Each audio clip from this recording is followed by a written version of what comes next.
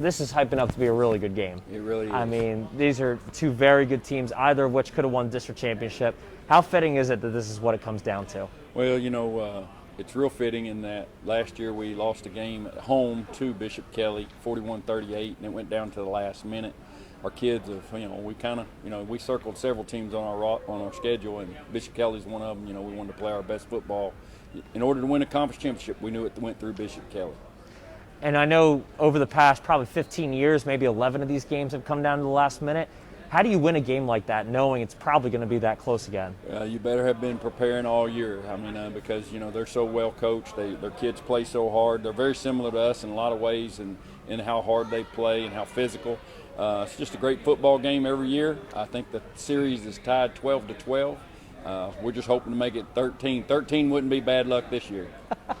I like that answer. I'm going to use that. So, man, I was talking with some of your guys just now, and they used words like smart and physical, and they get the small things done. They do the little things right. How do you coach a team that's done the little things right progressively more and more every year? How do you coach your team to doing all the little things right, to winning every single battle?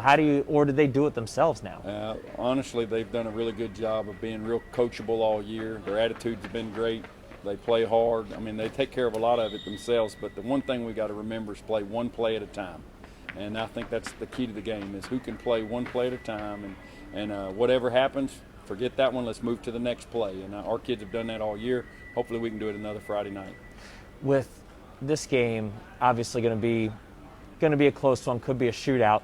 Defensively, who are you looking at? Is it a certain unit, a certain guy that you think, hey, these guys are going to have to step up, or is it the unit as a whole? I'm telling you, they've got a very good team that mixes the ball up real well. Of course, their offense starts and finishes with Owen Heineke. He's outstanding running back they have. He had a great game against us last year.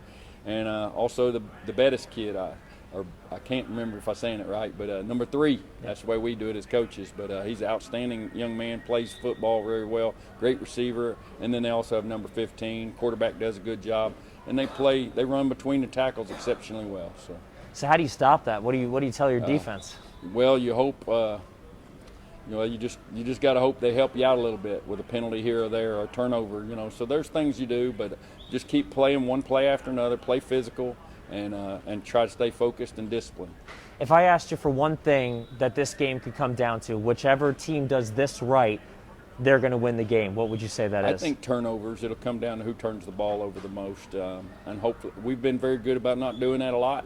Hopefully we don't start this Friday night. In terms of how good this team is, we're talking about a historically good Coweta team. What have you seen out of this team? What makes this team different and so good this season? The Coweta team? Yes. I just think they are a good team. That's exactly what they are. They play hard. They love one another. They care about one another. And one of our young men, Bronson Burcham, has taught us not to take any day or any practice or any play for granted. And I'm thankful for that type of leadership on this team. Yeah, tell me about that. Well, we just every day we finish the day with prayer, and Bronson Burcham kind of leads our team, and he's the one with the COVID-19, we knew we could play today. We could maybe practice tomorrow, but we didn't know anything beyond a day or two. And it's still the same. It's Thursday night or Wednesday night right now, but we may not even play Friday. We don't know what's going to happen. So let's don't take a day or a practice for granted.